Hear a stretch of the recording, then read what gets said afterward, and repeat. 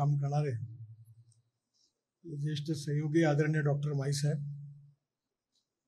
कार्यक्रमाचे अध्यक्ष डॉक्टर शिवाजी सरोदे, त्याचप्रमाणे माझे मित्र गंगाप्रसाद वालबंसी, बाबासाहेब कंगाले, मनोहरराव चंद्रिकापुरे, डॉक्टर रमेश ठाकरे, श्रीमान बालसाहेब, अर्जुन गुगलजी, राजेश कळमकरजी आणि उपस्थित सर्व शेती क्षेत्रामध्ये सरकारमध्ये अनेक वर्ष ज्यांनी उत्तम काम केलं आहे असे सर्वजण ॲग्रोकोज वेलफेअर सोसायटीचे सन्माननीय सदस्यगण, बंधूंना आणि भगिनींना,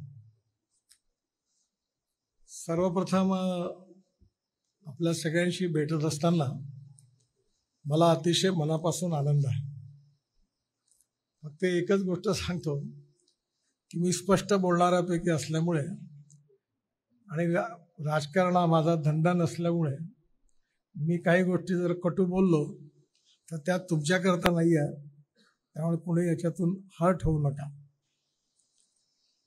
47 सालानंतर जे धोरण राबवलं गेलं त्याचं उद्दिष्ट चांगलं होतं, पण त्याचे परिणाम मात्र जे आहेत ते अजूनपर्यंत काही जसे पाहिजे तसे निघू शकले नाहीत. याचा अर्थ असा आहे की करणाऱ्यांनी प्रामाणिकपणे काम केलेलं आहे, कोणावर संशय घेण्याचं कारण नाही आहे, पण अजूनपर्यंत आपल्या भाषेत भट्टी काही जमली नाही. आज आपला शेतकरी कर्जात जगतो, कर्जात जन्मतो आणि कर्जात मरतो अशी अवस्था आहे. शेतकऱ्याचे मुलं गावात राहायला तयार नाही आहे. गावामधल्या शेतकऱ्यांच्या मुलांकरता शाळा नाही आहे, हॉस्पिटल नाही आहे, व्हेटरनरी हॉस्पिटल पण नाही. आणि येणाऱ्या काळामध्ये शेतकऱ्याच्या मालाला भाव पण नाही आहे. आणि या सगळ्या प्रतिकूल परिस्थितीमध्ये सर्वप्रथम आपल्याला आपले उद्दिष्ट काय आहे, काय करायचं आहे ते ठरवून मग काम करण्याची गरज आहे. सर्व विषयाबद्दल मला माहिती नाही आहे, पण विदर्भापुरतं या आत्महत्या कशा थांबतील आणि इथली परिस्थिती कशी बदलेल याबद्दल काही विचार करून आणि मी जेवढ्या गोष्टी बोललो त्यात मनावर एक टेन्शन आहे की आपण जर एखादी गोष्ट करायला सांगितली आणि ती जर बिघडली तर लोक दोष देतील, चुकीचं होईल. कारण काही अडचण अशी आहे की काही वेळा लोकांचा आपल्यावर विश्वास नाही आहे आणि माझी अडचण अशी आहे की लोकांचा माझ्यावर जास्तीचा विश्वास असल्यामुळे प्रॉब्लेम आहे की काही बिघडलं तर कसं होईल. त्यामुळे मी स्वतः या सगळ्या गोष्टी करून बघितल्या. पहिली गोष्ट अशी आहे की शेतकऱ्यांची आर्थिक स्थिती सुधारली पाहिजे. जोपर्यंत प्रॉफिट म्हणजे आपला उत्पादन खर्च आणि त्यातून मिळणारी मार्केटमधली किंमत या दोघांना मायनस करून जेव्हा प्रॉफिट मिळेल तेव्हा शेतकऱ्यांची प्रॉफिट मिळाल्यानंतर पर्चेसिंग पॉवर वाढेल, खर्च करण्याची शक्ती वाढेल. आणि ज्या ठिकाणी खर्च करण्याची शक्ती वाढेल तिथे विकास होतो. जसे इकॉनॉमीमध्ये जनतेच्या खिशात जर पैसा आला, गावामध्ये शेतकऱ्यांच्या खिशात पैसा आला तर गावातल्या कपड्याच्या दुकानाची विक्री वाढणार आहे. शेतकऱ्याच्या हातात पैसा आला तर गावातलं रेस्टॉरंट चालणार आहे. शेतकऱ्याच्या हातात पैसा आला तर शेतकरी घर बांधणार आहे, घराला रंग लावणार आहे. म्हणजे सगळ्या विकासाच्या संकल्पनेचा संबंध जो आहे तो शेतकऱ्याच्या ग्रामीण भागातल्या पर्चेसिंग पॉवरशी आहे आणि पर्चेसिंग पॉवरचा संबंध प्रॉफिट अँड लॉसशी आहे. आणि आतापर्यंत शेतकरी याचं अर्थकारण जे आहे त्यामध्ये सातत्याने नुकसान असल्यामुळे शेतकरी कर्जबाजारी होतो आणि कर्जाच्या बोजाखाली मग आत्महत्या करतो, असं दुष्टचक्र आहे. मला माझ्या सुरुवातीच्या काळात शरद जोशी जे होते शेतकरी संघटनेचे, त्यांच्या बरोबर काम करण्याची संधी नाही मिळाली, पण त्यांच्या विचाराचा अभ्यास करण्याची संधी मिळाली आणि पुष्कळ प्रमाणामध्ये मी त्यांच्या विचाराशी सहमत आहे. आज आपल्या देशामध्ये काय सुरू आहे त्यापेक्षा विदर्भातली स्थिती काय सांगा. विदर्भातलं पहिलं पीक आहे कापूस. आज कापसामध्ये तुम्ही बघा 147 आली, मग H4 आली, मग H6 आली, निमकर आली, मग आता दुनियाभरच्या सगळ्या व्हेरायट्या आल्या. आणि आपण माफ करा, आपण सगळे कृषी अधिकारी होते, व्हाईस चान्सलर साहेब सगळे मोठे मोठे, आम्हाला सल्ला दिला. मी एकदा महाराष्ट्रात मांडलं होतं, म्हणून मी तुम्हाला म्हटलं की मला माफ करा, की सगळ्यात पहिले काही काम करायचं तर कृषी विद्यापीठाची ग्रँट बंद करा आणि यांना सांगा की तुम्ही तुमच्याकडे जेवढी जागा आहे 4-4, 5-5 एकर, तुम्ही सीड प्लॉट घ्या, सीड ब्रँडेड करा आणि विका आणि प्रॉफिट कमवा आणि त्यातून पगार काढा. जे स्वतः फायद्यात चालत नाही ते आम्हाला काय मार्गदर्शन करतात, हा प्रश्न आम्ही उपस्थित केला होता. आणि म्हणून आज खऱ्या अर्थाने ते माधवराव शेंबेकरांचं कृषी सेवा केंद्र होतं कॉटन मार्केट, काशीकर आणि ते पाहिलं. आणि मी ज्यावेळी जायचो, कापूस लावला होता, मैं जब कॉलेज में पढ़ता था तब खेती देखता था, वो H4 लगाया आणि मग तो म्हणे माधवराव सांगे आता रोगर मारा, मग प्लॅनोफिक्स मारा, पहिले एंड्री नव्हतं. आणि हे सगळ्यात औषधी दवाई मारता मारता मजुरी करता मग पावर SP बोलवता, फुरे पंप आणला, मग डस्टर आणलं आणि मग मला 1 लाख रुपयाचा कापूस झाला. मला 11 क्विंटल कापूस झाला. मी जेव्हा हिसाब लावला तेव्हा 98,000 रुपयाचा खर्च झाला. खाया पिया कुछ नाही, ग्लास फोडा आठवला. काय करू डस्टरचं, काय करू त्या पॉवर स्प्रेयरचं, कुठं टाकून येऊन ते. मला जर 1 लाखाचा कापूस होऊन माझा खर्च 40,000 रुपये असून 60,000 रुपये माझ्या खिशात पडला असता तर मी काही जगू शकलो. आणि म्हणून कापसामध्ये हळूहळू उत्पन्न कमी होत गेलं, खर्च वाढत गेला आणि कॉटन प्राइस मेकॅनिझम मध्ये आपण खतम झालो. शरद जोशी हे पहिले नेते होते, त्यांनी सांगितलं की शेतमालाच्या किमती आता कोणाच्या हातात नाही, ते ग्लोबल इकॉनॉमीमध्ये आहे. कापसाचा डिमांड जी आहे, डिमांड अँड सप्लाय, याच्यामध्ये शॉर्टेज किती आहे, सरप्लस किती आहे, याच्यावर भाव ठरणार आहे. आज जगामध्ये मक्याचा भाव अमेरिका ठरवतोय, सोयाबीनचा भाव अर्जेंटिना ठरवतोय, आपल्या मलेशियामध्ये पाम ऑइलचा भाव, तेलाचा भाव मलेशिया ठरवतो, इंडोनेशिया, मलेशिया ठरवतो. आणि मग आपण साखरेचा भाव ब्राझील ठरवतो. तुमच्या हातात काय? मी जरी खूप मोठा मंत्री झालो, तुम्ही जरी कोणी झाले आणि ग्लोबल इकॉनॉमीमध्ये जर साखरेचे भाव पडले तर तुम्ही काय करणार? आज ब्राझीलमध्ये साखरेचं उत्पादन मूल्य जे आहे हे 26 रुपये आहे आणि आपल्या देशामध्ये उत्पादन मूल्य जे आहे ते 33-33.5 रुपये आहे. आज ज्यांचं कर्ज फिटलं ते कारखानेवाले ठीक आहे, पण ज्यांचं कर्ज फिटलं नाही त्यांची त्या विदर्भात 22 सारखं दिवाळं पिटलं. माझंही दिवाळं पिटलं, म्हणजे पिटलं नाही कारण मी दुसरे धंदे केले म्हणून ते कर्ज फेडतो. 4 कारखाने चालवतो, 40 कोटी रुपयाचं वर्षाचं नुकसान आहे. भावना आणि व्यवहाराचा काही संबंध नाही. आणि याचं कारण असं आहे की ब्राझीलमध्ये 2000 एकराचं शेत आहे आणि तो पूर्ण मशीननी वरतून स्प्रेइंग करतात, खत टाकतात, सगळं वेगळे मेकॅनाइज आहे ऍग्रिकल्चर. त्यांचा उत्पादन खर्च कमी आहे आणि कटाई आहे ती हार्वेस्टरनी आहे. इथे तर आम्ही मराठवाड्यातून तोडणारे आणतो, 8-10 कोटी ऍडव्हान्स देतो, दरवर्षी 2-3 कोटी डुबवून जातात. काही येते काही येत नाही, मग त्याची ट्रक पकडा, गाड्या पकडा, सगळ्या कहाण्या हा तुम्हाला माहिती आहे. आणि त्यामुळे ब्राझीलमध्ये एवढी साखर होते की जर ब्राझीलमध्ये दुष्काळ पडला तर इंडियातले साखर कारखानदार हसतात आणि तिथे साखरेचं उत्पन्न वाढलं ते याच्या डोळ्यातून पाणी पडतं. त्यामुळे आज अशी स्थिती आहे की आज ग्लोबल इकॉनॉमीमध्ये भाव ठरवणं आपल्या हातात नाही, ही पहिली गोष्ट. आणि त्यामुळे येणाऱ्या काळामध्ये आपल्याला डिमांड अँड सप्लायच्या आधारावर कशाची गरज आहे कशाची नाही आहे याच्या आधारावर ठरवलं पाहिजे. आज आपल्या देशामध्ये सोयाबीन हालत खराब आहे. एक तर उत्पन्न 4 क्विंटल जर 5 क्विंटल आहे आणि भाव त्याच्याहून खाली गेला. MSP दूर आहे. कशाला लोक सोयाबीन, माझ्याकडे काल ॲग्रिकल्चर, मी सांगतोय तुम्हाला, ते ॲग्रिकल्चर सेक्रेटरी होते चतुर्वेदी, ते म्हणे सोयाबीन लगाते नहीं लोग, मैं क्यों लगाएंगे, घाटा करने के लिए, उसका भाव कितना है, 1 एकड़ में उत्पादन खर्चा कितना है, कुछ मिलेगा नहीं तो क्या करेगा, क्या चैरिटी खोली क्या किसान ने, वो क्यों लगाएगा, जब तक उसको प्रॉफिट नहीं मिलेगा लगाएगा नहीं। आणि आज स्थिती अशी आहे की कापूस असेल, सोयाबीन असेल आणि तांदूळाची, तर तुम्ही एकच गोष्ट विचार करा, तुम्ही आजपासून, पत्रकार आहे का इथे, कोणी आहे पत्रकार, काय खरं बोललं म्हणजे नसेल तर लिहू नका, मी इथं पत्रकार माझं भाषण छापण्याकरता नाही आलो, प्रश्न असा नाही तर मी सरकारमधला मंत्री उद्या माझ्या नावाने उलट छापून देतील, नवीन बांधले.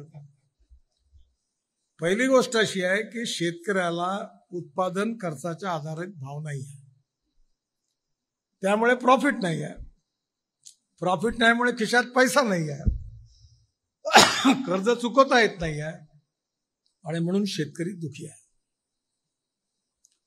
आज भारत सरकारमध्ये आम्ही निर्णय घेतला की माझा प्रामाणिकपणे विश्वास आहे की गहू, तांदूळ, ज्वारी, मका हे संत्र लावून शेतकऱ्याची गरिबी दूर होऊ शकते, याच्यावर माझा विश्वास नाही.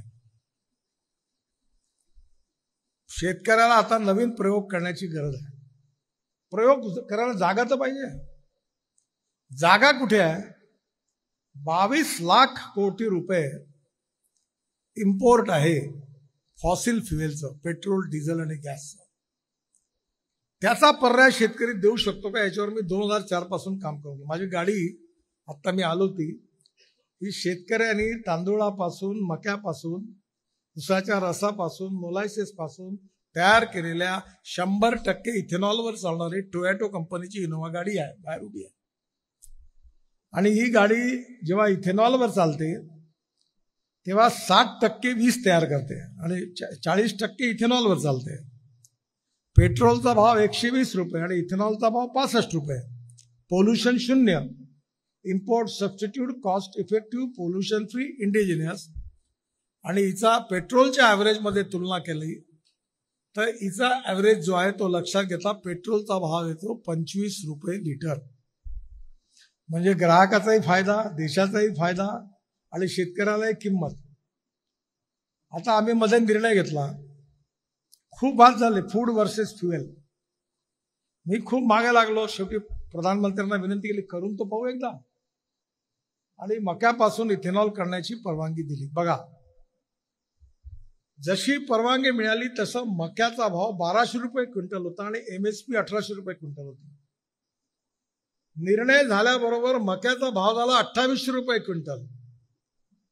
आणि UP, बिहार आणि सगळ्या देशात मक्याचं क्षेत्र 3 पटीने वाढलं, 3 पटीने. आणि मका एका एकरात 25 क्विंटल, 20 ते 25 क्विंटल मिनिमम होऊन झाला. आणि लोक 3-3 110 दिवसाचं पीक आहे, 3 पिकं मक्याचे घेऊन राहिल्या. आणि आज उत्तर प्रदेश, बिहार, देशात सगळीकडे, आता भंडारा गोंदिया जिल्ह्यातही मका वाढला. तांदूळ संपला, बंद केला लोकांनी. कशामुळे झाला? 45,000 कोटी शेतकऱ्याच्या खिशात गेले. याचं कारण सरकारने निर्णय घेतला की मक्यापासून इथेनॉल तयार करा. म्हणजे सरकारी धोरणं जी आहेत ती जर योग्य प्रकारे आखल्या गेली तर निश्चित शेतकऱ्याचा फायदा होऊ शकतो.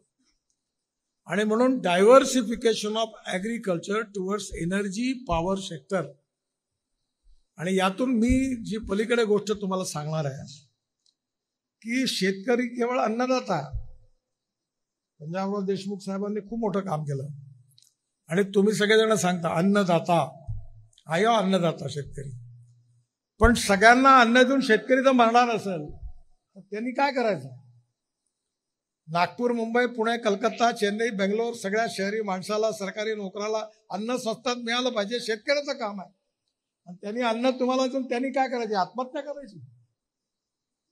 25 वर्षापूर्वी तांदूळाचा भाव किती होता? 25 वर्षापूर्वी गव्हाचा भाव किती होता? 25 वर्षापूर्वी तेलाचा भाव किती होता? आणि 25 वर्षापूर्वी युरियाचा भाव किती होता, मिश्र खताचा भाव किती होता, इन्सेक्टिसाइडचा भाव किती होता आणि आज किती आहे, तुम्हीच तुलना करा. तुम्ही सगळे रेट वाढले. म्हणजे ज्यावेळी पेट्रोलचा डिझेलचा भाव 35 रुपये लिटर होता, त्यावेळी तांदूळाचा भाव 18 ते 20 रुपये किलो होता. आणि आज पेट्रोलचा भाव 120 रुपये किलो आहे. सोन्याचा भाव कुठे गेला तो बघा. आणि आज गहू तांदूळाचा भाव किती आहे. याचं कारण काय? याचं कारण असं आहे की गहू सरप्लस, तांदूळ सरप्लस, साखर सरप्लस. आमच्याकडे ते होतं ना, ते जनावर होते गावात, ते कसे असे खाली मागील चाकोरी दिसली का असे असे चालते. एकाने लावला हायब्रिड पास, सगळं गाव हायब्रिड पास लावते. एकाने लावला कापूस, सगळं गाव कापूस लावते. म्हणजे असे कॉपी मास्टर आहे की काही कोणी थांबत वाटत नाही पास. आता परिणाम असा आहे की मार्केटमध्ये सरप्लस आहे. पंजाब आणि हरियाणामध्ये रेल्वे स्टेशनच्या प्लॅटफॉर्मवर गहू तांदूळ ठेवावा लागतो आणि तिथे उत्पन्नही जास्त आहे, कारण खताचा वापर जास्त करतात. त्यामुळे क्रॉप पॅटर्न बदलवण्याची गरज आहे. देशामध्ये 1.5 लाख कोटी रुपयाचं खाद्यतेल आपण आयात करतो आणि आपल्याकडे काय स्थिती आहे. मला बोलता येत नाही जास्त स्पष्टपणे, माझी अडचण आहे. मी आता कमिटीत आहे, मी बोलतो नेहमी, पण बऱ्याच वेळा मला याच्यापेक्षा जास्त काही सांगता येत नाही. पण आपण मला सांगा, मोहरी असेल, सोयाबीन असेल, सरसू असेल, जवस असेल, काय स्थिती आहे. राईस ब्रँड तेल असेल, 1.5 लाख कोटी रुपयाचं तेल आपण इम्पोर्ट करतो. आज अर्जेंटिनामध्ये एका एकरामध्ये 28 क्विंटल सोयाबीन होतं. अमेरिकेमध्ये 26 क्विंटल होतं. नंतर आज आपल्या देशामध्ये एका एकरात किती सोयाबीन होतं? 5 क्विंटल. तिकडे जीएम सीड आहे.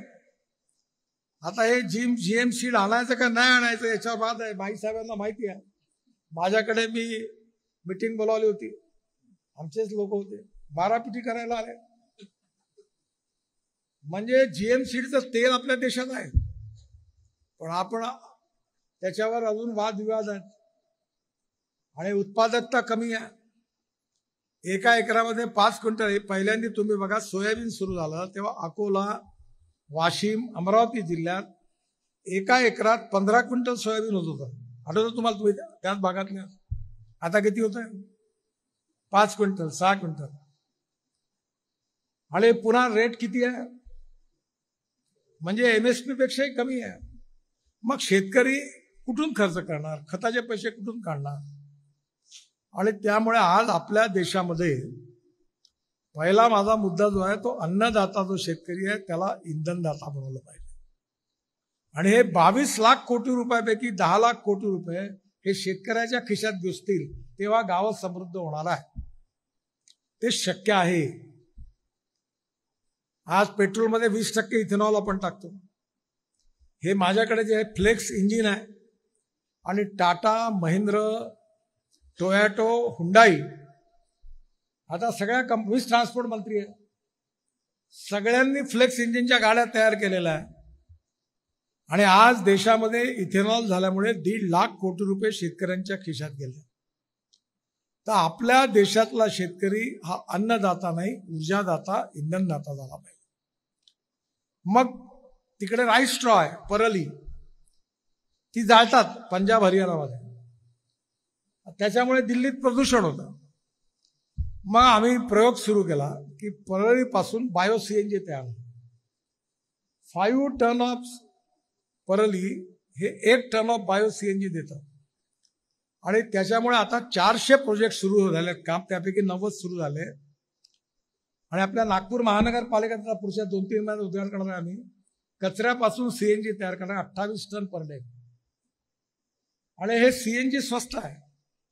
यावर आपल्या गाड्या, आता बजाज कंपनी माहिती आहे तुम्हाला, बजाज स्कूटर मीच लॉन्च केली पुण्यात. बजाजची 2 व्हीलर मोटरसायकल लॉन्च केली सीएनजीवर. तर राजीव बजाज आहे, त्यांनी मला सांगितलं की पेट्रोलवर जेव्हा मोटरसायकल चालते तेव्हा 1 किलोमीटरचा खर्च 2 रुपये 40 पैसे आहे आणि CNGवर चालते तेव्हा 1 रुपया आहे. जेव्हा 100% इथेनॉलवर चालते तेव्हा 80 पैसे आहे आणि जेव्हा इलेक्ट्रिकवर चालते तेव्हा 20 पैसे आहे. मग कशा करता हे 22 लाख कोटी रुपयाचं पेट्रोल डिझेल आणून फुकून प्रदूषण करून आपण कोणाचा फायदा करून राहिलो? Import substitute, cost effective, pollution free आणि इंडिजिनियस टेक्नॉलॉजी आली. आणि आता येणाऱ्या काळात, काल परवा माझ्याकडे मीटिंग झाली, सगळे ट्रॅक्टर कंपनीचे मालक होते आणि मी त्यांना असा सल्ला दिला की तुम्ही आता इलेक्ट्रिकवर ट्रॅक्टर तयार करा, CNGवर तयार करा आणि CNG आणि इथेनॉल याच्यावर फ्लेक्स इंजिनवाला ट्रॅक्टर तयार करा. माझ्या आग्रहाखातर एक महिन्यापूर्वी पुण्यामध्ये मी किर्लोस्कर कंपनीचा जनरेटर सेट 100% इथेनॉलवर मी तो जनरेटर सेटचं लॉन्चिंग केलं आणि दुसरा जो सेट होता तो 100% आयसोब्युटेनॉलवर होता. आयसोब्युटेनॉल म्हणजे जसं आपण पेट्रोलमध्ये इथेनॉल टाकतो तसं इथेनॉलच्या डिस्ट्रीमध्ये 2 अजून आपण जर हे लावले, 2 अजून हे उभ्या केल्या, ते डिस्ट्रीमध्ये एक्सपान्शन केलं तर आपण आयसोब्युटेनॉल तयार करतो. मग आयसोब्युटेनॉल हे डिझेलचं अल्टरनेटिव्ह आहे. आणि मग आता परीक्षण ARAI पुणे इथे सुरू आहे की 10% डिझेलमध्ये आयसोब्युटेनॉल टाकलं, इथेनॉल पासून तयार होणारं, तर त्याच्यापासून मी पलीकडे कार्यक्रम दिला की काय हे शक्य आहे का की डिझेलचा पर्याय म्हणून आयसोब्युटेनॉलवरचे इंजिन तयार होऊ शकतात का? होऊ शकतात. कारण किर्लोस्करनी डिझेल जनरेटरच्या ऐवजी आयसोब्युटेनॉलवर तयार केला. आता त्याच्यावर काम सुरू झालं आणि आता सोनालिका आणि ट्रॅक्टर कंपन्यांनी मला सांगितलं की आम्ही तुम्हाला फ्लेक्स इंजिनवर चालणारा ट्रॅक्टर लवकर लॉन्च करू. म्हणजे इथेनॉल आणि इथेनॉल बरोबर इथेनॉलच्या ऐवजी आयसोब्युटेनॉल प्लस CNG, जिथे CNG मिळेल तिथे CNG टाकू, नाही मिळतील तिथे इथेनॉलच्या ऐवजी आयसोब्युटेनॉल टाकू. तर शेतकऱ्याचा खर्च जिथे एका एक शेतकरी एका ट्रॅक्टर मागे वर्षाचं 1.5 लाख रुपयाचं डिझेल खर्च करत असेल तर त्याचा खर्च 40 ते 45,000 रुपये येईल. म्हणजे 1 लाख रुपयाचा फायदा शेतकऱ्याचा होईल. To save money is to earn money आणि प्रदूषण शून्य. म्हणजे पहिली गोष्ट, आता ॲग्रिकल्चर इक्विपमेंट जे आहे ते सगळे डिझेलवर नाही, ते अल्टरनेटिव्ह किंवा बायोफ्युएलवर तयार करा. याच्या मागे मी लागलो, त्याला बऱ्यापैकी यश मिळालं. आता इलेक्ट्रिकच्या बसेस सगळीकडे दिसतात, इलेक्ट्रिकच्या स्कूटर दिसतात, इलेक्ट्रिकच्या कार दिसतात. मी जेव्हा इलेक्ट्रिक हे सगळं लॉन्च केलं तेव्हा लिथियम आयन बॅटरीची किंमत $150 पर किलोवॅट पर आवर होती. आज ती किंमत $55 ते $65 पर किलोवॅट पर आवर झाली. म्हणजे आज इलेक्ट्रिक पॉप्युलर झालं. आता नागपूर शहरामध्ये आम्ही एक फ्लॅश चार्जिंग बस सुरू करतोय रिंग रोडवर. तिकीट रेट 30% कमी, एअर कंडिशन बस, एक्झिक्युटिव्ह चेअर, विमानासारखी एअर होस्टेस, तिथं बस होस्टेस, चाय पाणी नाश्ता चकाचक सगळं, आणि तिकीट रेट 30% कमी. टेक्नॉलॉजीचा उपयोग आहे. आणि ह्या सगळ्या याच्यामध्ये आता अल्टरनेटिव्ह फ्युएल आणि बायोफ्युएलमध्ये मीच मंत्री असल्यामुळे मी त्याच्या मागे लागलो आहे. आणि एकदा शेतकऱ्याचा उत्पादन खर्च कमी केला पाहिजे. आणि त्यामुळे आता फ्युएल तयार करताना जसं अन्नदाता, इंधनदाता, ऊर्जादाता, आता शेतकरी बिटुमिन दाता झाला. बालवंशी जी, मेरी आपसे प्रार्थना है, इनको सबको 1 घंटा लगता है, मनसर लेके जाओ. नागपूर जबलपूर रोडवर मनसरच्या जवळ NHAIचा 1 kilometre road central research road ऑर्गनायझेशनच्या मदतीने आपण आता rice straw, cotton straw, wheat straw, सगळ्या बायोमास पासून आपण बिटुमिन तयार केलं, डांबर तयार केलं आणि पहिला रोड तयार केला. आणि सेंट्रल रिसर्च ऑर्गनायझेशनने सर्टिफिकेट दिलं, this is prove to be better than petroleum bitumen. आता आपल्याला दरवर्षी जवळपास 1,00,000 टन बिटुमिन लागतं. नाही, 100,00,000 टन बिटुमिन लागतं. त्याच्यापैकी आपल्या रिफायनरीची कॅपॅसिटी केवळ 50% आहे, बाकी इम्पोर्ट होतं. जर बायोटेक्नॉलॉजीचा उपयोग करून जर आपण बायोमासचं उत्पादन वाढवलं आणि बायोमासपासून जर आपण बिटुमिन तयार केलं तर आज आपण शेतकऱ्याला बिटुमिन दाता होईल. आता हे जे 400 प्रोजेक्ट आहेत जे बायो CNG करणार आहे, याचं बाय प्रॉडक्ट आहे लिग्नंट. आणि हे लिग्नंट 35% पेट्रोलियम बिटुमिनमध्ये टाकता येतं. आणि मी त्यांना अजून सांगितलं की यूज रबर टायरची पावडर 15% आणि 60% वेस्ट प्लास्टिक टाकून तुम्ही तयार करा. त्याचे स्टँडर्ड तयार करणं सुरू आहे. ते जर झालं तर शेतकरी अन्नदाता, इंधनदाता, ऊर्जादाता, आता बिटुमिन दाता झाला.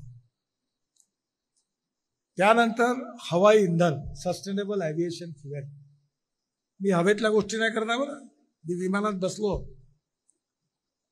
डेहराडूनच्या इन्स्टिट्यूटने तयार केलेल्या हवाई इंधनमध्ये बायो एव्हिएशन फ्युएलमधून स्पाइस जेटचं विमान डेहराडून दिल्लीला आलं. त्यामुळे पुढचा काळ आहे की शेतकरी आता हवाई इंधनदाता होणार आहे. आणि त्यामध्ये पानिपतला एक प्रोजेक्ट इंडियन ऑइलचा मी आग्रहाने सुरू करायला लावला आहे की परलीपासून, राईस्ट्रॉपासून 1,00,000 लिटर इथेनॉल, 150 टन लिग्नंट म्हणजे बायोबिटुमिन पर डे आणि 78,000 टन पर इयर हवाई इंधन तयार होणार आहे. आणि यानंतर सगळ्या जगात पेट्रोलियम इंधन बायो फ्युएलमध्ये, एव्हिएशन फ्युएलमध्ये 5% बायोफ्युएल टाकण्याचा मॅन्डेटरी आदेश येणार आहे. आणि भारताला ही मोठी ताकद आहे. आणि त्यामुळे शेतकऱ्याचा टोटल वेगळा विचार केला पाहिजे. आता संत्र्यामध्ये तुम्हाला सांगतो, मी संत्र्यामधल्या 40-50 शेतकऱ्याला, तुमच्या ओळखीचे असतील सगळे, बरेच लोक इथले वरुड, मोर्शी, अमरावती, अकोला, वाशिम जिल्ह्यातले होते. आम्ही गेलो होतो व्हॅलेन्शिया, स्पेनमध्ये. आता तुम्हाला मी म्हटलं तर तुम्ही नाराज व्हाल माझ्यावर. तुम्ही आमचे ज्ञानदाते, कृषी विज्ञानाचे पदवीधर, अनेक लोक डॉक्टरेट झालेले, तुम्ही सगळे विद्वान, आमचे मार्गदर्शक. आता प्रश्न आहे तुम्हाला का ब्राझीलमध्ये, आपल्या स्पेनमध्ये 1 एकरात 30 टन संत्रा आणि आमच्याकडे 3 ते 4 टन संत्रा. का झालं तुमचं ज्ञानाचं? इस्रायलमध्ये चांगला संत्रा. तर मी माझ्याबरोबर माझे सोशल मीडियामधले माणसं, पूर्ण वरतून ती फिल्म आहे, युट्यूबवरही आहे, तुम्हाला बघता येईल. आम्ही मोठ्या स्क्रीनवर वर्कशॉप घेतलं. त्यांचा काय, कारण 1 एकरात आपल्याकडे 100 झाडं आहे, स्पेनमध्ये व्हॅलेन्शियामध्ये 240 झाडं आहे. ते स्पुनिंग करतात आणि कटिंग करतात. त्याच्या मशीन्स आहेत, ते बांबू लावतच नाही. आणि त्यांचं मार्केटिंगही वेगळं आहे. सगळे मार्केट ते ट्रकनी संत्रा नाही पाठवत, पॅक करून 1 डझन 2 डझन. आणि सगळा संत्रा डिपार्टमेंट स्टोअरमध्ये विकला जातो. मी यावर्षी प्रयत्न करून जुनगरेकडचं 1,000 टन संत्रा मदर डेअरीला दिल्लीच्या स्टोअरमध्ये विकायला लावला, विकले गेला. पण आपल्या इथे संत्र्यामध्ये जे आता नामदेव बाबांनी फॅक्टरी टाकली किंवा नांदेडला फॅक्टरी आहे, ती जे छोटा संत्रा आहे तो पहिले 10-12 रुपये, आता ते 15 रुपये किलो नांदेडवाला भाव लागला. तर मी रामदेव बाबाला सांगितलं, तू 22 रुपये देशील ते देऊ सर, कारण मागणी वाढली. आणि आता त्या संत्र्याची किंमत वाढल्यामुळे आता पुन्हा काल देवेंद्रने सांगितलं काटोलला अडाणी मोठा प्रोसेसिंग प्लांट, रिलायन्स एक मोठा प्लांट टाकणार आहे. म्हणजे हे संत्र जे आहे याचं उत्पन्न वाढलं पाहिजे. मग ऑरेंज रिसर्च इन्स्टिट्यूट आहे आपल्या इथे अमरावती रोडवर, पंजाबराव कृषी विद्यापीठ आहे. आमच्या इथे पंचबाई म्हणून आहेत, पंजाबराव, त्यांनी इस्रायलच्या संत्र्यावर प्रेझेंटेशन मांडलं. मग आम्ही हे स्पॅनिश जे होतं ते मांडलं. आणि तुम्हाला सांगतो, अशी आग लागली आहे. श्रीधरराव ठाकरेंनी मला सांगितलं की सगळेजण आता टेक्नॉलॉजी ती स्वीकारला. म्हणजे शेतकऱ्यांना टेक्नॉलॉजी पोहोचवली पाहिजे. आणि त्याकरता पहिली गोष्ट, कलमा आणि बीज चांगलं मिळालं पाहिजे. विदर्भात एक नर्सरी नाही हो चांगली, कसा विदर्भाचा विकास होईल? एक नाही धड. आणि ऑरेंज रिसर्च इन्स्टिट्यूट, आता मी त्याच्या मागे दंडा घेऊन बसलो, तुम है काय केले, पगार काय केले नाही रे तुम, तुम्हारा उपयोग क्या हुआ हमको, हटाव नाही तो यहाँ से. आता त्याची इतकं परिवर्तन झालं. AI in agriculture, artificial intelligence agriculture. Sharad Pawar साहेबांच्या भावानी बारामतीला कृषी विज्ञान केंद्रामध्ये तो प्रयोग सुरू केला.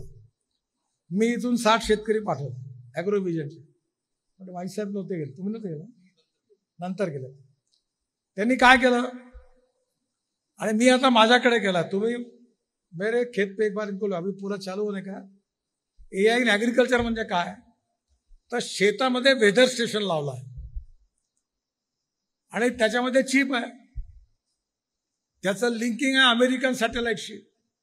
माझ्या शेतातले फोटो अमेरिकन सॅटेलाइटकडून मला पाठवतो आणि मायक्रोसॉफ्ट आणि गुगलच्या सहकार्याने मला कळणार आहे की आता शेतीला पाणी पाहिजे, आता खात पाहिजे. 8 दिवसानंतर हा रोग येणार आहे त्याच्यावर, त्याची SOP तयार झाली. आता ऊसाची झाली, तुरीची झाली, आता संत्र्याची करणं सुरू आहे. मी सगळ्या PKVच्या आणि सगळ्या अधिकाऱ्यांना मिटिंग करून ग्रुप तयार केला. माईसाहेब त्यांना लीड करतात. संत्र्याची SOP तयार केली तर काय होईल, मी माझ्याकडच्या बगीच्यामध्ये मला अमेरिकेतला सॅटेलाइट फोटो काढून मायक्रोसॉफ्ट गुगलकडनं माझ्या मोबाईलवर संदेश येईल की तुमच्या संत्र्याला आता पाणी पाहिजे, लगेच पाणी सुरू करा. तुमच्या संत्र्यामध्ये जरा पोटॅश कमी आहे, पोटॅशचा स्प्रे करा किंवा खत द्या. नायट्रोजन कमी आहे, युरिया द्या. आणि 8 दिवसानंतर चुरडा येणार आहे, हा रोग येणार आहे, ताबडतोब हे औषध मारा. म्हणजे आता टेक्नॉलॉजी बदलली. 15-20 हजार रुपये एकरी खर्च आहे आणि आपलं उत्पन्न खर्च 40% कमी होणार आणि उत्पादन 50% वाढणार. ड्रीप इरिगेशन आहे. आणि आज माझीच माहिती सांगू, मी माझ्याकडे तूर लावली 5 एकर. आता तुरीच्या 4-5 जाती आहे. मला 75 क्विंटल तूर झाली, 15 क्विंटल एकरी ऑर्गॅनिक. मी केमिकल फर्टिलायझर पेस्टिसाइड नाही वापरत. मग ती जी तूर झाली त्या गावात माझ्याकडे धापेडाला दाल मिल आहे, त्यांच्या पवार साहेबाच्या नातवाची आहे ती. त्याला मी तिथे डाळ काढली आणि डाळ काढल्यावर त्याला ब्रँडिंग केलं. भक्ती फार्म माझ्या शेताचं नाव आहे आणि खाली माझी पत्नी शेती बघते, कांचनगड. आणि मी 50 किलोच्या बॅग तयार केल्या आणि सुपर बाजारमध्ये ठेवल्या 160 रुपये किलो. एवढी चविष्ट डाळ आहे, एवढं गोड आहे का माझी 12 ते 15 लाख रुपयाची डाळ 3 महिन्यात पूर्ण विकल्या गेली डायरेक्ट. आता मी ऑर्गॅनिक फ्रूट व्हेजिटेबलचे 3 दुकानं टाकतो. एक आम्ही ऐकला राणा प्रतापनगर चौकात एक शेतकरी बाजार आहे, तो माझा भाजी त्याला मी टाकायला लावतो. एक मनीष नगरमध्ये पूर्ती सुपर बाजारमध्ये आणि एक आमच्या लक्ष्मीनगरच्या बाजारात आणि एक आता वर्धा रोडवर रेडिसनच्या बाजूला आम्ही ॲग्रोव्हिजन तर्फे तिथे टाकतो. की शेतकऱ्यांनी आणायचं डायरेक्ट माल. मी पहिलेच तुम्हाला सांगतो, हे काही मी माझ्या कमाई करता करत नाही. आता आजकाल तुम्हाला वाटेल माझी कमाई भरपूर आहे. माझ्या डोक्याची किंमत 200 कोटी रुपये महिन्याचा माणूस आहे मी. मला पैशाची काही कमी नाही. मला कळते कुठून पैसे कमवता येतात इमानदारीने. मी भडवेगिरी नाही करत, फ्रॉड नाही करत. माझ्या डोक्यात मी माझ्या मुलाला आयडिया देतो. आता त्यांनी 800 कंटेनर ॲपल आणले इराणमधून आणि 1000 कंटेनर केळं पाठवले इथे. कारण इराणशी पैशाचा व्यवहार नाही होत. मी माझा एक्सपोर्ट इम्पोर्टमध्ये मुलगा काम करतो. माझ्याकडे माझा साखर कारखाना आहे, डिस्टिलरी आहे, नंतर पॉवर प्लांट आहे. मी माझ्या पैशाकरता हे शेतीत प्रयोग नाही करून आलो. मी प्रयोग शेतकऱ्यांनी करावे त्यांना दाखवण्याकरता. माझ्याकडे इलेक्ट्रिक ट्रॅक्टर आहे, तो 1.5 तास चालतो, जे आता गॉलबल्जीने सांगितलं. तर मी काय केलं का ट्रॅक्टर चार्ज केल्यावर पहाटे 4 वाजता 1.5 तास चालवतो, मग पुन्हा चार्ज करतो, मग पुन्हा 1.5 तास चालवतो. आता माझ्याकडे सोलर आहे धापेवाड्यात माझ्या शेतात. माझा ट्रॅक्टरवर नांगरटीचा खर्च 0. माझ्याकडे द्रोण आहे. जर मी युरिया मिश्र खत हाताने फेकलं तर 75% वाया जातं. मी द्रोणनी स्प्रेइंग केलं तर 25% फक्त वेस्ट होतं आणि 75% प्लांटला जातं. 4 पोते युरियाच्या ऐवजी 2 बॉटलमध्ये काम होतं युरियाच्या, 2 मिश्र खताच्या बॉटलमध्ये काम होतं. एकरी 5,000 रुपयाची बचत होते. त्यामुळे टेक्नॉलॉजीचा उपयोग केला पाहिजे. माझ्याकडे इलेक्ट्रॉनिक बैलजोडी आहे. ते खुपरणं गिपणचं काम ती बैलजोडी करते इलेक्ट्रॉनिक. आणि म्हणून टेक्नॉलॉजीचा उपयोग हळूहळू केला पाहिजे. माझा एक भूसुरक्षा खत आहे, आमच्या कारखान्यात तयार होते. 25,000 टन आम्ही वर्षाला तयार करतो.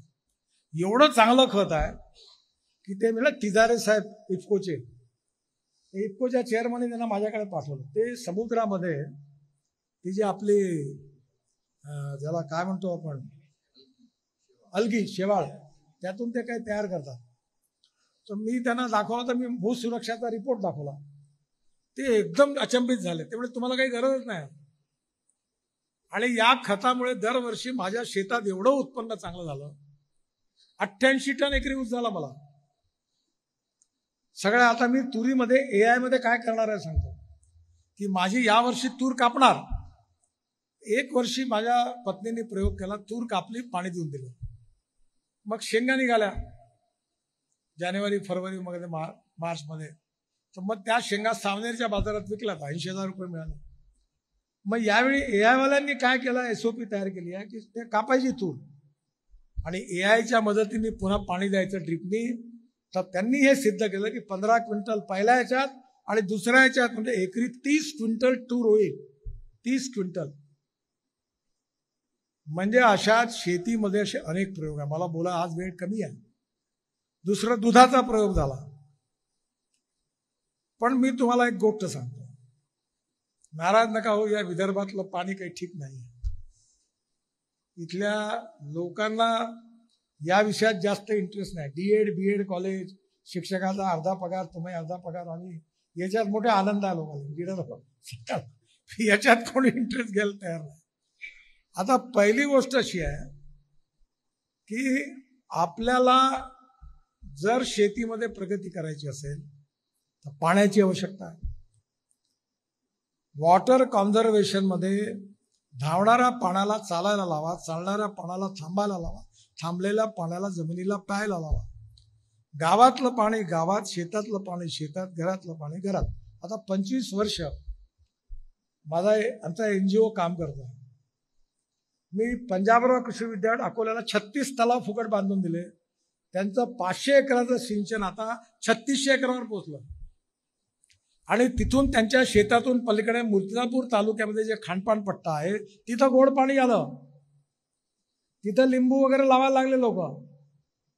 या तलावाच्या पाण्यामुळे फरक पडला. जसं तुम्ही सरकारी नोकरी करता, दर महिन्याला पैसे जमा करता, रिटायर्ड झाल्यावर PFचे पैसे कोण बँकेत डिपॉझिट करतात आणि व्याजावर जगतात, तसंच पाण्याचं आहे.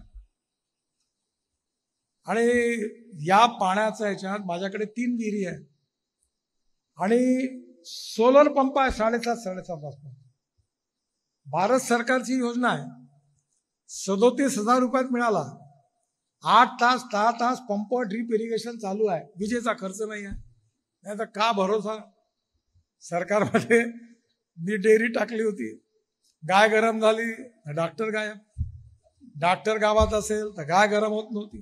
पुरा 12 वाजला, बँड वाजला, पुरे जनावरं बांधोटे झाले, डेअरी विकली, संपलं. बँकेचं कर्ज कस तरी फेडलं, लॉ कॉलेजमध्ये असतात. आता पुन्हा डेअरी टाकली. माझ्याकडे 100 एकर दूध आहे, 100 लिटर दूध आहे. मी काल 5 गाई मदर डेअरीच्या सल्ल्याने घेतल्या. मी मदर डेअरी आणली. पहिले दिनशा आणि हल्दीरामचा भाव 2-3 रुपये वाढला, सगळे भाव वाढले. का? मदर डेअरी आणली. 800 कोटी रुपयाची इन्व्हेस्टमेंट आहे. आणि आता कशाला बाहेरच्यांना दोष देतात. म्हणजे अहमदनगर जिल्ह्यात 70,000 लिटर दूध रोज होतं. कोल्हापूरमध्ये 80,000. आता हे 80 लाख, हजार नाही. म्हणजे कोल्हापूर, सांगली, सातारा या ठिकाणी 50-50 लाख, 40-40 लाख लिटर दूध रोज होतं. 60 लाख लिटर. आणि अख्ख्या विदर्भात किती होतं? एका जिल्ह्यात तेवढे होत नाही. मग आता मी तुम्हाला जर प्रश्न विचारतो, तुम्ही नाराज नका हो. तुम्ही होते ना आमचे मार्गदर्शक कृषी अधिकारी. आता तुम्ही पेन्शन घेता ना, आमचं काऊन नाही पण आपलं सांगा ना उत्तर तुम्ही. तुम्हाला आमच्या जनतेने पैसा दिला, नोकऱ्या दिल्या, तुमचा आम्हाला उपयोग काय? कृषी विद्यापीठाचा उपयोग काय? एवढ्या डॉक्टरेट तुम्ही घेतल्या, आम्हाला उपयोग काय? आमच्या जीवनात कुठं दिवा लागला? आता त्यात मदर डेअरी आली, आपण 5 लाख लिटर दूध होणार. 32,000 शेतकरी आता मदर डेअरीत आहे. आणि इथून मोठे बुटीबोरी प्लांट उभा होऊन माझ्या डोक्यात आहे 50 लाख लिटर रोज दूध येईल. हे नागपूरची दूध मी स्कीम बंद पाडली, दिवाळ पाडलं, तिथं आता आपण चालू केला काम. दही, ताक, आणि आता हळूहळू सगळे प्रॉडक्ट तयार होऊन राहिले. आणि आता पशुखाद्य तयार करून आलो. आणि आपण जी महानंदाची जागा होती तिथे धाराची फॅक्टरी सुरू केली तेलाची, की विदर्भातल्या शेतकऱ्याच्या तेलाला भाव मिळाला. पण आता आपल्याला गाई पाहिजे, टेक्नॉलॉजी, याच्यात मला तुमची मदत पाहिजे. आपल्या देशात 3 सेंटर आहेत. एक वेटरनरी युनिव्हर्सिटीत आहे तेलंगणच्या पायथ्याला, तुम्ही सगळे व्हिजिट करायला जा. नितीन पाटलांना मी सांगतो, तुम्ही जा तिथं. दुसरं सेंटर पवार साहेबांचं बारामतीला आहे. आणि तिसरं सांगलीला चितळेचं आहे. म्हणजे जसं टेस्ट ट्यूब बेबी आहे ना, तसं टेस्ट ट्यूब गोरी 100% गोरीच होईल. आता बेटी बचाव अभियानची इथं गोरीत गरज नाही, टेक्नॉलॉजी आली. 1952 मध्ये गीर जातीची जी गाय गेली होती ब्राझीलला, तिथे तिच्या 60 लिटर दुधाच्या गाईचा जो सांड होता त्याचं सिमेंट आणून आपल्या इथल्या 2 लिटरच्या गाईला दिलं, तर आपल्याकडे 12 लिटरची गोरी होते. आणि 3 वेता जर्सी आणि ह्युस्टनला दिलं, तर ते कन्वर्ट देशीमध्ये होते. आता हे 3 प्रकल्प आहे, तिघांचे उद्घाटन मीच केलं. पण आता इंग्लिशमध्ये म्हण आहे की you can take horses up to the water, you cannot make them mandatory to drink the water. आता इथे आपल्या गायी आहेत, ते माझा मुलगाच अध्यक्ष आहे गोरक्षणचा इथला. त्याला म्हटलं, अरे तुझ्याकडे 400-500 गायी आहे, हे एम्ब्रिओ ट्रान्सफर कर आणि दरवर्षी 100-12-15 लिटरच्या गायी तयार कर, देशी गायी. आज विदर्भात पोल्ट्री फार्म आहे, गोट फार्म आहे, तर काऊ फार्म का नाही करत? आता 50,000 गायी शेतकऱ्यांना द्यायच्या, महाराष्ट्र सरकारची योजना आहे. आणि गायी आणायच्या कुठून? गुजरातमधून, हरियाणातून, राजस्थानातून. काय करतात तेवढे व्हेटरनरी डॉक्टर आपल्याकडे? आपण गायी पण नाही तयार करू शकत. शेतकऱ्याला या बाबतीत मार्गदर्शन तुमच्यासारख्या लोक करू शकतात. त्यांना हे नॉलेज, टेक्नॉलॉजी समजवली, आणि विदर्भात एक शेतकरी, एक गाय, एक निंबाचं झाड, एवढं झालं तरी कुणी आत्महत्या नाही करत. म्हणजे दुधाच्या क्षेत्रात आता फिशिंग. खरं म्हणजे तुम्ही पुढच्या वेळी एक काम करा, की प्रत्येक विदर्भाच्या विकासाच्या 5 क्षेत्रावर तुमच्या प्रत्येक मीटिंगमध्ये आमच्याकडल्या एका एक्सपर्टला, माई साहेबांना सांगा. आता हे फिशिंग आहे, ह्या गडची आपल्याकडे 6,000 मालगुजारी तलाव आहे, पण उत्पादन फारच कमी आहे. आणि आपले जे झिंगे आहे ते 800 रुपये किलो आहे, दुबईला 6,000 रुपये किलो, आणि ऑस्ट्रेलियात 800 रुपये किलो आहे, 8,000 रुपये किलो. मी जे सांगतो ते माझ्या स्वतः मुलांनी 300 कंटेनर फिश गोव्यातून घेऊन सर्बियात सप्लाय केला. मी त्याला म्हणतो मिल्क पावडर, माझ्या मुलांनी फॅक्टरी टाकली ऑस्ट्रेलियात, तिथे milk powder 150 container milk powder तो अबुधाबी आणि या देशात आणतो, सगळ्या गल्फमध्ये. मी म्हणतो भारतातून का घेत नाही? तो म्हणजे न्यूझीलंड आणि ऑस्ट्रेलिया स्वस्त, 31% तिथे स्टेक आहे. आज आपल्या देशामध्ये त्या चितळेनी मिल्क पावडर आणि याचा खवा टाकून ते मिक्सर बनवलं गुलाबजामचं. तर नागपुरात 5-5 ट्रक, 10-10 ट्रक रोज येतात. सगळ्या देशात चालू आहे गुलाबजाम मिक्स. आपल्या सगळ्या लग्नात ते वापरतो आपण. आपल्या दुधाचं का नाही होत? कारण आपल्याला नेमकी विकासाची दिशा कोणती आहे ती तुमच्यासारख्या सुज्ञ सुशिक्षित लोकांनी समजवून, ते ट्रेनिंग शेतकऱ्यांना देऊन ते यशस्वी होतील असं मार्गदर्शन करून त्यांना तुम्ही यशस्वी करू शकता. आणि 1-2 करत जेव्हा लाखो शेतकरी यशस्वी होतील, तेव्हा शेतीचं आणि विदर्भाचं चित्र बदलल्याशिवाय राहणार नाही.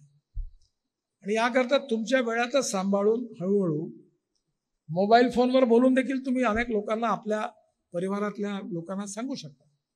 आणि लोकही, मलाही एक लक्षात आलं की लोकांना फुकट नाही द्यावं. आम्ही आता ऑरेंजचं वर्कशॉप घेतलं, 250 रुपये तिकीट ठेवलं. 650 शेतकरी आले आणि त्या शेतकऱ्यांनी 4.5 तास पिन ड्रॉप सायलेंट, काही टाचणी पडली तरी आवाज दिला असा शांत डायऱ्या घेऊन लोकांनी लिहिलं आणि सगळे कामाला लागले. आपल्याला उत्पादन वाढवायचं आहे, पूरक उद्योग डेव्हलप करायचे आहे आणि आता याच्यानंतर कोळसा जो आहे त्याच्याऐवजी बांबू लावायचा आहे आणि बांबूचे तुकडे त्याची कॅलरिक व्हॅल्यू 4000 आणि कोळशाचे बांबू लाखो टन लागणार आहे.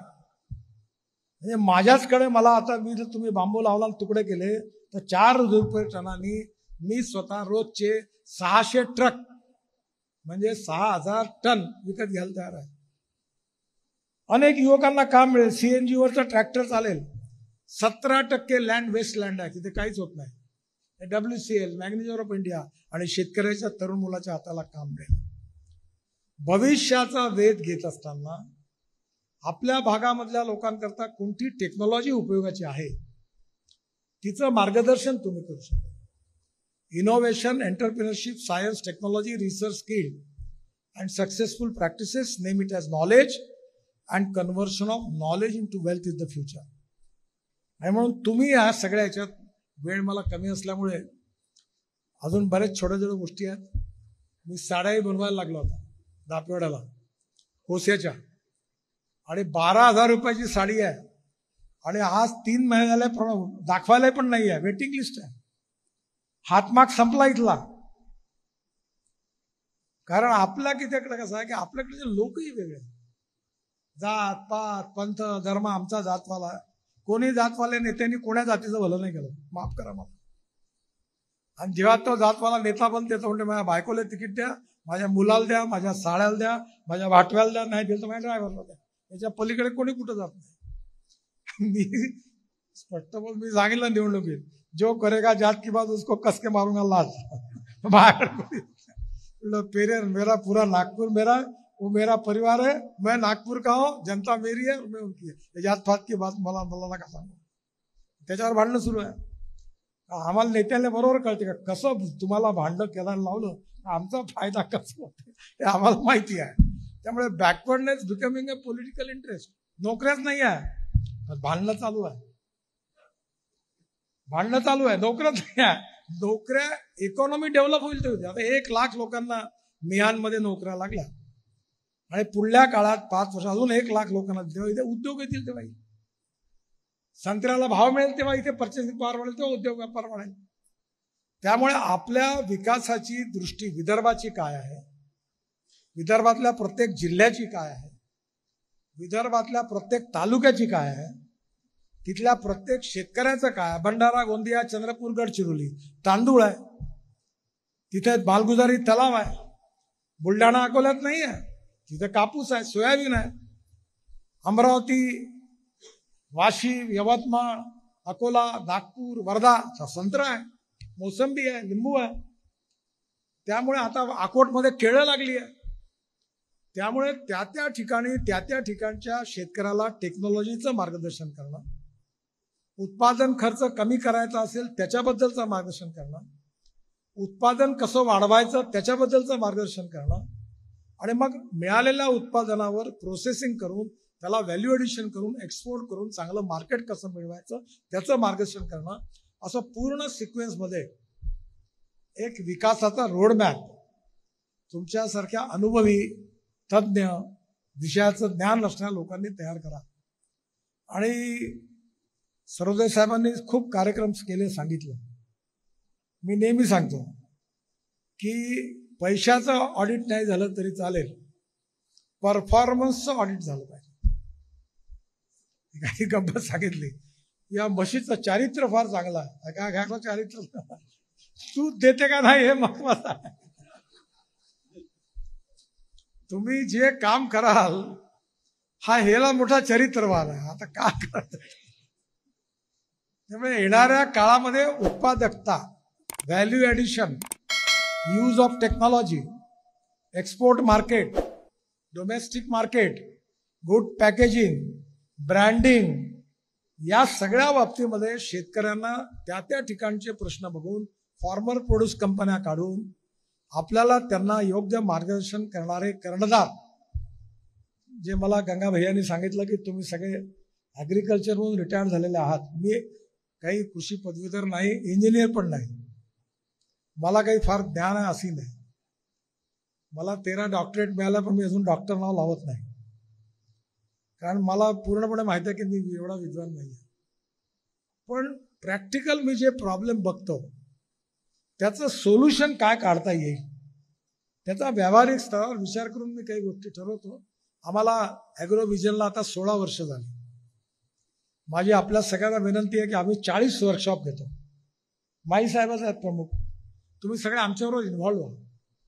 आम्हाला सगळे माणसं चालतात, जात पात पंथ धर्म पार्टी काही घेणदेणं नाही.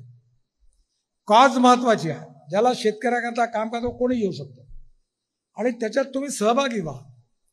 तुम्ही पण टेक्नॉलॉजी समजून घ्या आणि तुमच्या गावात तुमच्या नातेवाईकात शेतकऱ्यांना बोलवा, त्यांना समजावून सांगा आणि त्यांचं भविष्य बदलवू शकणारं मार्गदर्शन तुम्ही जे काय ते चांगलं समजू शकाल, चांगलं सांगू शकाल.